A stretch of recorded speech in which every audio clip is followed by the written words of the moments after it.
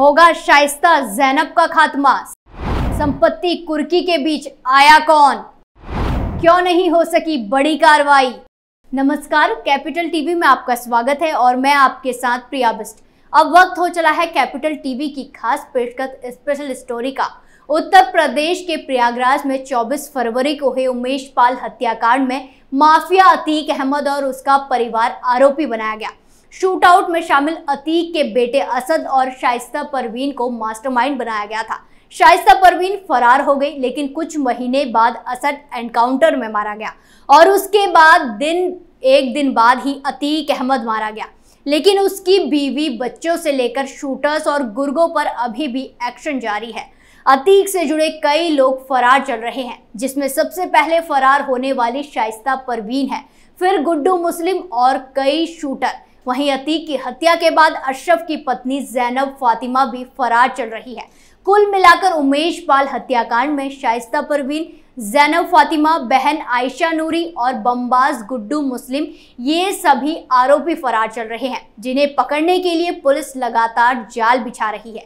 एक जाल संपत्ति कुर्क करने का भी है, लेकिन कुछ वजह के चलते शाइस्ता परवीन और ज़ैनब फातिमा की संपत्ति की कुर्की का रास्ता रुक गया है। क्या है वो वजह, उस पर बात करते हैं और जानते हैं क्या होगा संपत्ति कुर्क करके।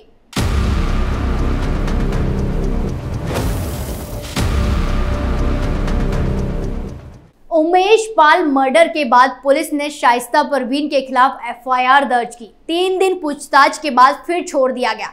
इस बीच वो अपने बेटों को लेकर मीडिया से बातचीत करती भी दिखाई दी। फिर एक दिन वो अचानक से फरार हो गई।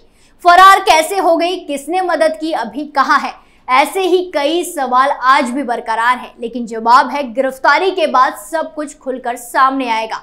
जहां उसकी गिरफ्तारी के लिए पुलिस विभाग ने 50,000 का इनाम भी घोषित किया है, रेड अलर्ट नोटिस भी जारी किया है। इसके बावजूद अभी तक वो पुलिस की गिरफ्त में नहीं आई। वहीं पुलिस ने ऐसे ही न जाने कितने जाल बिछाए, लेकिन शाइस्ता परवीन इतनी शातिर है कि वो हर एक जाल को फांद कर भागती रहती है और आज तक पकड़ में नहीं आई। वहीं दूसरी तरफ शाइस्ता परवीन की जेठानी ज़ैनब फातिमा भी फरार चल रही है। वहीं अब इतनी मशक्कत के बाद पुलिस ने संपत्ति कुर्की का फैसला किया है, जहां शाइस्ता परवीन के साथ 6 अन्य आरोपियों के खिलाफ कुर्की का आदेश दे दिया गया है। कोर्ट की तरफ से इन सब के खिलाफ आदेश तो जारी हो गया है, लेकिन अभी उनकी संपत्ति कुर्की शुरू होने में समय लग सकता है। कुर्की होने में देरी की सबसे बड़ी वजह वायरल बुखार बताया जा रहा है। दरअसल इस कुर्की को अंजाम देने की जिम्मेदारी उस पुलिस स्टेशन के थाना प्रभारी और सर्कल ऑफिसर की होती है। उनकी तरफ से ही कोर्ट में कुर्की की एप्लीकेशन दी जाती है। सभी आरोपियों के खिलाफ कुर्की की एप्लीकेशन देने वाले धूमनगंज थाना प्रभारी राजेश मौर्य और circle officer ACP Arun Kumar दोनों ही वायरल बुखार की चपेट में आ गए हैं। इस वजह से कहा जा रहा है कि उमेश पाल हत्याकांड के आरोपियों की संपत्ति कुर्की की कार्रवाई कुछ दिन बाद हो सकती है। ये भी एक संयोग है कि जिस समय लेडी डॉन शाइस्ता परवीन और उसकी देवरानी ज़ैनब फातिमा के साथ 6 लोगों के खिलाफ कुर्की का वारंट जारी हुआ, वो त्योहारों का मौसम है। प्रयागराज में 10 दिनों तक दशहरे का त्योहार चलता है, जिसमें शहर की ज्यादातर पुलिस सुरक्षा में लगी रहती है। इधर नवरात्र के समय शहर में 726 स्थानों में स्थापित की गई दुर्गा मां की प्रतिमाओं का विसर्जन भी दशमी के दिन ही होता है। ऐसे में पुलिस बल की कमी रहने की वजह से भी कुर्की की कार्रवाई संभव नहीं हो सकेगी। आपको बता दें कि उमेश पाल हत्याकांड के बाद 8 महीने से माफिया अतीक की पत्नी शाइस्ता परवीन, भाई अशरफ की पत्नी ज़ैनब फातिमा, बहन आयशा नूरी, बमबाज गुड्डू मुस्लिम, शूटर अरमान और साबिर फरार चल रहे हैं। इसमें शाइस्ता की गिरफ्तारी पर 50,000 रुपए, जबकि तीनों शूटर पर 5-5 रुपए का इनाम रखा गया है। कई राज्यों और शहरों में तलाश के बावजूद जब तक एक भी शूटर पुलिस को नहीं मिला, तब 2 महीने पहले उमेश पाल हत्याकांड जांच अधिकारी एसपी धूमनगंज वरुण कुमार की अर्जी पर कोर्ट ने शाइस्ता के साथ सभी 6 आरोपियों के खिलाफ कुर्की की घोषणा का नोटिस जारी किया था। अदालत ने धारा 83 के तहत कुर्की का आदेश जारी कर दिया है। हालांकि अभी पुलिस ने कार्रवाई नहीं शुरू की है।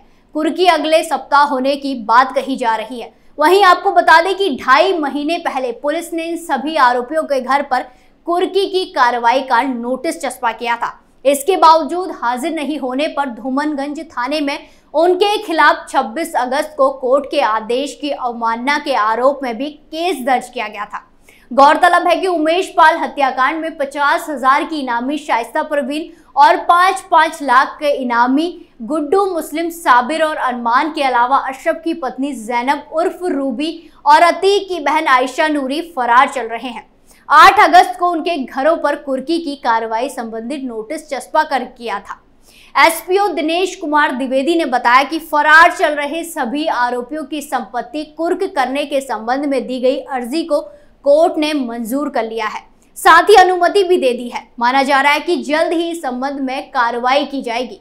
वहीं मामले में कोई बाधा न आए, इसीलिए पुलिस अफसर आधिकारिक रूप से कुछ बोलने से बचते दिखाई दिए, लेकिन अब कुछ दिन के लिए संपत्ति पर कार्रवाई रोक दी गई है, लेकिन जल्द ही शिकंजा कसेगा। वहीं कुर्की की अनुमति मिलने के बाद अब ये भी सवाल उठ रहा है कि शाइस्ता की कौन सी संपत्ति कुर्क की जाएगी। दरअसल मकान पहले ही ढहा दिया जा चुका है। झूसी में करोड़ों की संपत्ति भी पहले ही गैंगस्टर एक्ट के तहत कुर्क की जा चुकी है। उमेश पाल हत्याकांड के वक्त शाइस्ता और उसके 3 बेटे कसारी मसारी में किराए के मकान में रहते थे। ऐसे में ये भी देखना है कि पुलिस किस संपत्ति को कुर्क करती है। वैसे माना यह जा रहा है कि अतीक अहमद की पत्नी शाइस्ता परवीन के खिलाफ पुलिस चकिया स्थित उसके किराए के मकान और सामानों की कुर्की करेगी। वहीं अशरफ की पत्नी जैनब के हटवा स्थित मकान पर कुर्की की कार्रवाई होगी। इसके अलावा अतीक की बहन आयशा नूरी के मेरठ स्थित मकान पर कुर्की की जाएगी। आयशा के पति को बमबाज गुड्डू मुस्लिम को शरण देने के आरोप में पुलिस ने जेल भेजा था। इसके अलावा गुड्डू मुस्लिम के शिवकुटी थाने के पीछे स्थित मकान, साबिर का मिरियाढी और अरमान के सिविल लाइन स्थित कमरे में कुर्की की जाएगी। बताया जा रहा है कि अरमान बिहार का रहने वाला है, वो सिविल लाइन में किराए पर रहता था। वहीं गुड्डू मुस्लिम के पुश्तैनी मकान में ताला बंद है। साबिर के घर वालों ने भी उससे दूरी बना ली है, उसके घर में भी कोई नहीं रहता है। वहीं अशरफ के ससुराल हटवा में अतीक के दोनों बेटे शरण लिए हुए हैं। वहां की गतिविधियों पर पूरा मुफ्ती पुलिस नजर रखे हुए है। शुक्रवार को भी वहां पर पुलिस की सक्रियता बनी रही। वहीं आपको बता दें कि माफिया अतीक अहमद और अशरफ के खिलाफ प्रयागराज पुलिस पहले भी कई बार कुर्की की कार्रवाई कर चुकी है।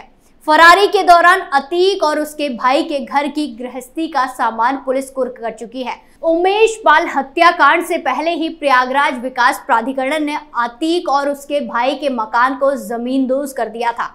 एक बार फिर से इन माफियाओं और उनके करीबियों के घर पर कुर्की की कार्रवाई होने जा रही है। वहीं अब अगला सवाल यह है कि संपत्ति कुर्क करने से क्या होगा। दरअसल पुलिस का मानना है कि संपत्ति के लालच में शाइस्ता परवीन के साथ साथ सभी आरोपी सरेंडर कर देंगे, लेकिन अब त्योहारों और वायरल फीवर के चलते इस कार्रवाई पर रोक लगा दी गई है। अब देखना यह है कि ये कार्रवाई कब होती है और इसका असर जैसा सोचा है वैसा होता है या फिर नहीं। स्पेशल स्टोरी में आज के लिए इतना ही। फिर पेश होंगे नए मुद्दे के साथ। बाकी तमाम खबरों के लिए देखते रहिए कैपिटल टीवी उत्तर प्रदेश। नमस्कार।